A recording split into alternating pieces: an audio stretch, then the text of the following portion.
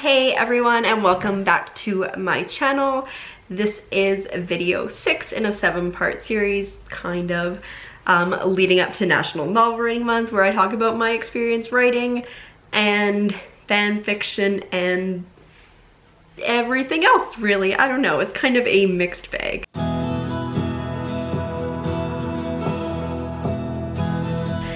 Today I'm going to read an excerpt from the story that I'm currently working on for National Novel Writing Month / other reasons, but this is the very first iteration of this. So this is like, I got an idea for a story and I just started writing, and it's nothing like the story is right now. I had to go through and redact a couple things because they happen later on, but for the most part everything that happens in the story and every person in the story is either completely different or doesn't exist at all. But I figured, like, it's bad, but I figured I already shared my Harry Potter fan fiction and I'm not sure if it's worse than that. So without further ado, let's jump into that right now. Okay, so much like with my fan fiction reading, I'm sure there will be so many interjections in this. Also, I was typing this up so I could redact anything I needed to, and so I'd all have it in one place. And there was this one part that made me laugh so hard because of an inadvertent reference that I ended up crying. So I'm hoping that I got that out of my system and I won't end up crying here. But if I do, c'est la vie, right?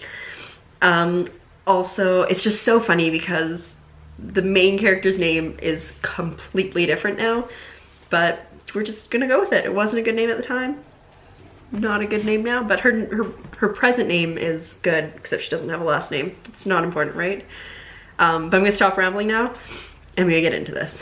So I'm trying to think.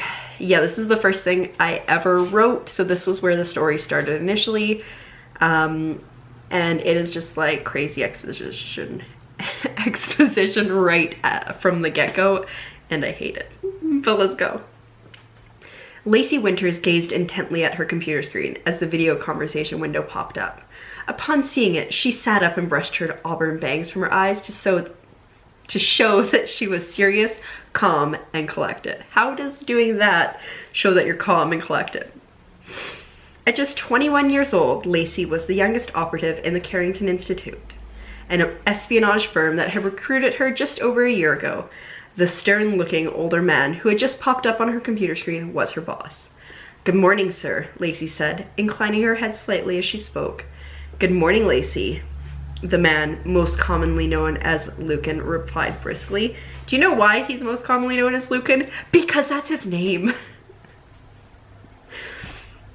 Like, hello, I'm most commonly known as Tiffany. Do you know why? Because that's my name. I have some bad news for you, and this is where the exposition goes nuts. As I have suspected for some time, we have a leak within the upper echelons of our organization. Just recently, with the death of one of our agents within his own home, have we discovered that the informant has been disclosing the location of our secret agents. Are you sure? Maybe he's just killing them. This is a huge security leak. I am now trying to contact all of our agents to warn them of the situation. Lacey, I press upon you to be more wary than usual. I fear that as our youngest operative, you may be a target. And I fear that if anything happened to you, it will significantly affect further youth involvement, which would be detrimental as we are finally starting to see progress in getting the youth initiative off the ground. I like how he's like, I'm afraid that if something happens to you, other people won't want to work for us. I don't care about you. Also, be aware that there is no one in our network that you can trust. You are completely alone on this one. Can you trust him though? Lucan paused, knowing that he had just passed on a lot of information rather quickly. I feel like that was me, like, meta being like, I'm aware that I just said a lot of stuff. I totally lost where I was. Oh. But time was of the essence, as he still had hundreds more agents to contact. Nonetheless, he paused to watch Lacey's reaction, or lack thereof. He was glad to see that she was not visibly shaken. Now, Lacey, before I go, have you noticed anything unusual recently that would raise alarm? Because I can get you out of there right now and into hiding if necessary. No, sir, Lacey replied, her eyes downcast. I haven't seen a thing. I think she's lying. I know she's lying. Very well, Lucan said, returning to his brisk business talk. I will contact you again if there are any updates. Good luck. With that, the screen went blank, leaving Lacey to stare at it for a few minutes before she stirred. Then, as if roused by something, she lifted a print-up of an email and read it carefully for the 20th time since she had received it earlier that morning. As she read it over, she shook her bangs back into her eyes as if trying to ignore the bold message. It read, Lacey, no, sorry, it did not read Lacey. It read, Agent Lacey Winters of Carrington Institute, badge number 18329. Pretty sure I just made up random numbers.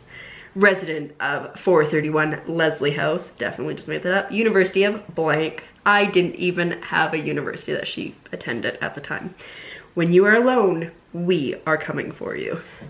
Like, if you were coming for someone, why would you email them and be like, hey, just so you know, we're coming for you, be wary. Why would you do that? I mean, I would appreciate if someone did that for me. They're like, I'm gonna come kill you. It's like, okay, I'm gonna go buy a safe room. But you wouldn't actually do that. Oh no, I scrolled too far in my excitement. That was all it had said, but it was enough. Whoever it was had confidential information from the informant, but not enough to find her alone. The Institute did not have her address. Therefore, she knew whoever was coming after her had done their research. Doesn't the Institute have your address? I'm assuming they would. You go to a university. They know you go to that university. Well, I mean, I know that they know that she goes to university. So theoretically, they know where you live. She, too, had tried to research her adversary, but to no avail. Immediately after receiving the email, she had tried to reply, only to find that the email account no longer existed. Even trying to track the footprint left by creating the account, she had found nothing. They had a hacker equally or more skilled than she, probably more skilled than you because you couldn't find them, and therefore it didn't surprise her that they had managed to find her real address.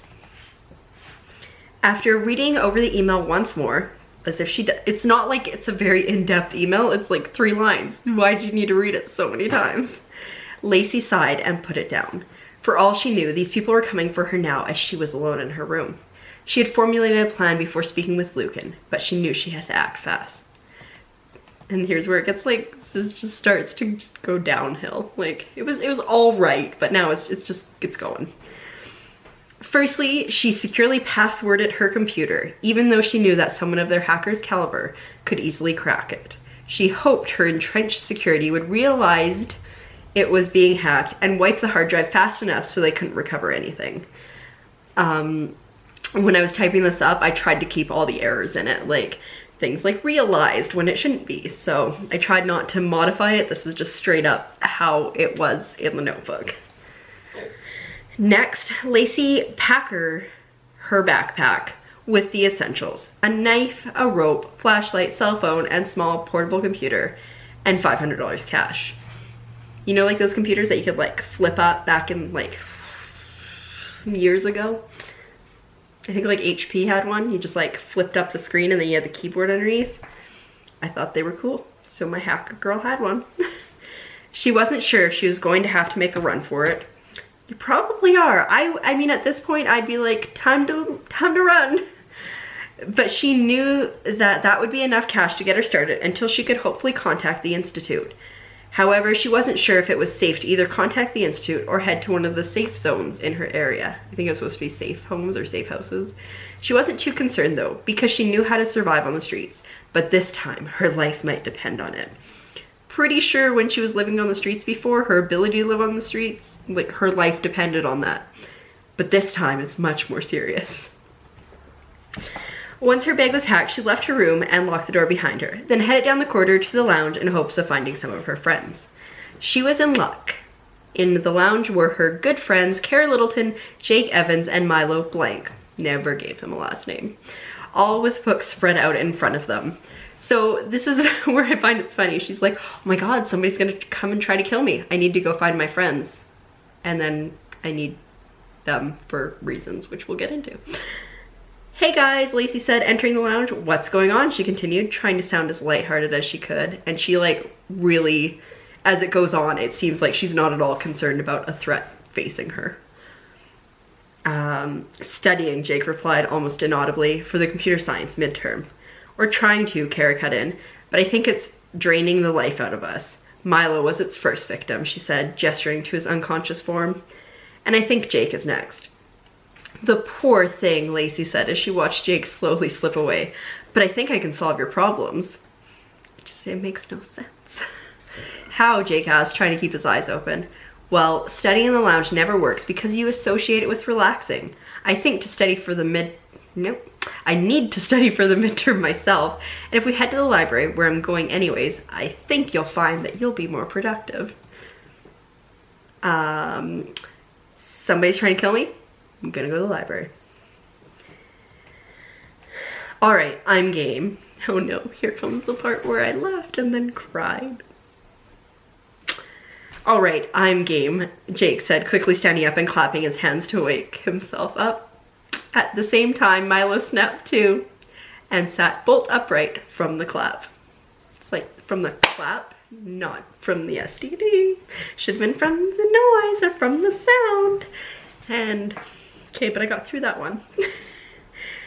What's going on? I wasn't sleeping, just resting my eyes. Oh, hi, Lacey, Milo said as he caught sight of her. Hey, Milo. Get moving, Milo, Kara said, gathering her books. We're headed to the library to study with Lacey, so you two don't fall asleep. All right, I'm coming, he said as he too began to gather his books. I just have to grab something from my room, Lacey said, knowing they would expect her to have her computer science books, which she hadn't packed, but also because she wanted to see if anyone had been in her room in the short period of time. I'll meet you at the elevator in 2 minutes. Okay, your plan was obviously to go get your friends and bring them to the library as some sort of cover, I guess. Why didn't you bring your books? And if someone's been in your room in that, like, 2 seconds, they're probably still there. Don't go to your room. Just don't go to your room. All right, I'll try to get these boys ready, Kara joked as she watched Jake and Milo pack up. Make sure they wear their jackets, Mom, Lacey said as she left the room. Why is she so lighthearted? Like somebody might be coming to try to kill her or something. Kara called something after her, but she didn't catch it, as she had already tuned her out to listen to any suspicious sounds that she might hear on her way to her room. And at this point, in the notebook, because obviously I had read through it at some point after writing it, across the top I had written, "This is a train wreck." And it's true. It really is. Fortunately, she heard no noise and ran into no one on her way to her room. Even though she entered her room cautiously, she could see no sign of it being entered, because it's been 2 seconds. Nonetheless, she remained cautious as she packed her books and left the room to meet up with her friends. As she walked towards the elevator, she was struck with a feeling of guilt. She knew she shouldn't include her friends, but she also knew it was the only way for her to get out of the building. Or like one of the back doors, maybe? They can't watch everything, right? Once she was at the library, she hoped that she would be safe or that she would be able to ditch them and get away from the area. So like her plan is, I'm gonna take my friends and I'm gonna go to the library and hopefully I'll be safe there. But if not, I'm going to go ditch them and escape. But you have an email saying that somebody's gonna come and get you. Even if you're safe in the library for like 5 minutes, you're not gonna be safe there forever. You have to leave the library eventually. What is your plan? You are a terrible secret agent. Hey guys, you ready? Lacey asked as she approached her friends who were waiting at the elevators. Ready to study computer science all day? Milo asked sarcastically. Oh yeah. Get over it, Kara said as they walked to the elevator. If you hate it so much, then why did you decide to major in it? To pick up hot, nerdy babes like you two, Jake responded, draping his arms over both of the girls. As if, they both said as they slipped out of his hold just as the elevator doors opened into the lobby. 1, shortest elevator ride ever. 2, are we in Clueless? The lobby was empty and they quickly made their way across the marble floor to the exit. As they walked out the doors, a crisp fall breeze hit their faces, instantly giving them a slight chill. It's cold out here, Milo complained. Why did we have to leave the lounge again? Maybe so you don't fail your midterm, Kara replied. Besides, I told you to wear a jacket. Trying to be witty, not working. Hey, don't you... Excuse me, a man's voice said, interrupting Milo's protest. Lacey tensed up. This was it. How could she have trusted that I've lost where I was. How could she have trusted that they would only come after her when she was alone? And now she'd gotten her friends involved. You're dead, man. You're just dead. Yes, Kara questioned, fortunately not noticing Lacey's frantic look around the area for an escape. Like, one, if she's like on high alert, why did she not notice this person coming up? And two, she's looking around but not looking at the person. Like, what if it's like a 6-year-old kid or something? It's not, but... I'm looking for the library, and I have absolutely no idea where it is. Can you point me in the right direction? The stranger asked. Certainly, Kara said as Lacey finally looked over at the stranger. In fact, we're headed that way ourselves. You can tag along. Thank you so much. My name is Alex, the man said. Alex, nope. Lacey looked Alex up and down. He looked to be about 20, was of Chinese heritage, and did not look to be a spy. You know, because he's not dressed like a spy. I don't know. Nonetheless, Lacey was now on her guard. Wasn't she on her guard already? Examining every aspect of her environment, the buildings, the trees, the lay of the land, and everyone she could see. And this space cadet, she vaguely heard Milo say, is Lacey. Huh? What? Lacey said, snapping out of her thoughts for a moment. I was just telling Alex who you are, considering you aren't here. Oh, I'm sorry, Alex, Lacey said, offering her hand. It's nice to meet you. Now tell me, are you going to school here, or are you doing something else with your life? She's so rude. She asked as she immediately tuned her ears to listen for any deception. And this is funny, because she's listening for deception. But you'll see. Actually, I go to school at the Borealis Academy of Technology, but I'm considering transferring here because I hear they have a good computer science program. As he spoke, Lacey couldn't hear any sign of deception, okay? But he did sound nervous. It's kind of a sign of deception. And his answer seemed a bit too coincidental for her likings. Also potentially a sign of deception. She is a terrible spy. She deserves to be whatever. As they were approaching the library, she saw... Nope. I skipped an entire paragraph. What a coincidence, Kara began. We're all computer science majors. Once more, Lacey tuned the conversation out. She needed to be alert now more than ever, but not alert to this guy who's nervous and has very coincidental answers and stuff. As they were approaching the library, Lacey saw a man and woman standing off to the right of the path. The woman looked to be very nervous as she listened to the man, who dressed in a trench coat, looked very much in charge / control of the conversation. Lacey, however, noticed what many others would miss. The man's outside right pocket was bulged, and while she couldn't be 100% positive, she was fairly certain that it was a firearms of sorts. Not a gun, just a firearms of sorts. Also, she couldn't help but notice him drag his gaze over her and her friends for slightly longer than usual before diverting his attention back to his conversation. He sounds like such a creeper, like just wearing a trench coat and just like, hello. Once they rounded the front of the library, Lacey immediately noticed 3 people who looked out of place. On a bench sat a man on his laptop who was gazing around shiftily. Wandering about aimlessly was another man who was constantly looking to the tops of the buildings, and when Lacey and her friends came around, he stopped and stared at them for an unusual amount of time. So creepy and so terribly written. And finally, next to the door, leaning against the library, was a man dressed completely in black, smoking a cigarette. While he seemed very nonchalant, there was something about him that made her wonder what his intentions were and why he was there. Lacey, maybe he just wants to smoke his cigarette outside and he can't do it inside, and he likes wearing black. As they walked in the library, Lacey finally returned her attention to her friends and the newcomer. Well, Alex, Kara started, this is the library. I know it's not exciting, but we're headed upstairs to study, and you're welcome to join us. But why? He doesn't go to your school. He's said that he's just checking out school. Why would he want to come up and study with you? And if he comes up with you, he's obviously not going to be studying. He's just going to be a distraction, and then you're not going to study. You're an idiot, Kara. Thank you so much for everything, Alex said, but I think I'll just tour the library and check out what it has to offer, which is what he said he was going to do. It was nice meeting you guys. Hey, it was no problem, Kara replied. It's not actually what she said, but that's fine. And we enjoyed meeting you too. If you end up transferring here, look us up, Milo said. We can help you get started. Thanks, I'll take you up on that, Alex said graciously. See, he's just a nice guy. I'll see you around, he continued as he headed off in a random direction with everyone calling goodbyes after him. And then it gets bad again. "What's up with you?" Jake demanded Lacey as they head up to the third floor study tables. "What do you mean?" "You're totally ignoring Alex and we're completely spaced out on the whole way over here," Jake explained. "Yeah, it was a little rude," Milo agreed. "He seemed like a pretty chill guy." Why? "Oh, it wasn't intentional," Lacey began as she reached the third floor. "I was just thinking about the midterm. You know how coding puts me in my own world." "That's true enough," Kara agreed. "Hey, there's an open table." "Score," Jake said as they made their way towards it and sat down. With that, they all pulled out their books and began to study. After only 5 minutes, Milo closed his book and sat back. I just, like, somebody's potentially coming to get Lacey and she's like, "But I'm gonna go to the library and I'm gonna open my books like I'm studying." Really, Lacey? You really?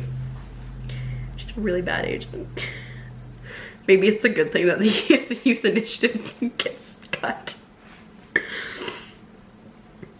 "Why did we come here again?" Milo asked, rubbing his eyes. "So you don't fail," Lacey replied. "Do you remember the F you got on the last computer science test? We're trying to fix that." It's pretty rude, Lacey. "I keep telling you guys, it wasn't an F, it was a D, but you won't listen." "It doesn't matter if it was an F or a D," Kara began.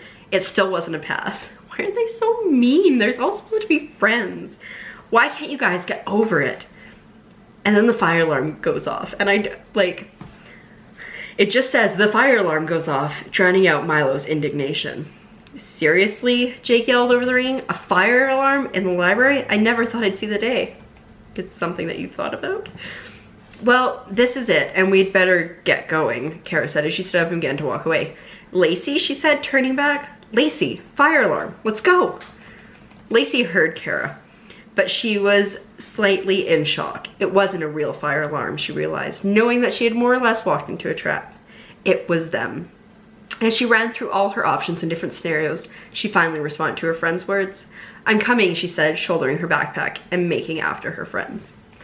So that's the end of the excerpt there. Like, I walked into the library, now the fire alarm goes off. This is clearly them coming to get me, because this makes sense. This is set off the fire alarm and somehow they'll catch you. But Lacey basically detaches herself from her friends and decides that hacking into the school mainframe system to set off more fire alarms is somehow going to make things okay for her. And it doesn't. And then she also gets arrested for setting off fire alarms in this version, which doesn't happen. But that's where the story that I'm currently working on started. It is nothing like that anymore. It is so far changed and far removed from where it started. It's crazy, and it's painful to look at where it started, but it's so neat to see how far it's come, because this little scene led to something so much bigger and greater, and this little scene ain't no thing no more. So I think there's a name or two that have stayed the same, but other than that, it's like everything is completely different, and I think that's for the best. And I honestly, I don't know how this story got from here to... Okay, so if you want to hear the story about how this story came to be and where I got the inspiration from it, I was looking out the window of my class in university, and my building was here and the library was here, and I was sitting here looking out, and the fire alarm went off in the library, and I was like, oh, that's really weird. I wonder what it'd be like to be in the library if the fire alarm went off. And somehow that became this story, which is bad. But from this story came a much better story, which is what I'm working on right now, and which is what I'm gonna talk about tomorrow in the final video of my series. So if you enjoyed this video, feel free to hit the like button. There will be one more day, so hit that subscribe button so you will see when that last video comes out. And I do also post daily vlogs along with this, so there's a lot happening on my channel right now, and I'd love to have you stick around and watch it. And on that note, I will see you tomorrow for video number 7 of my 7 parts.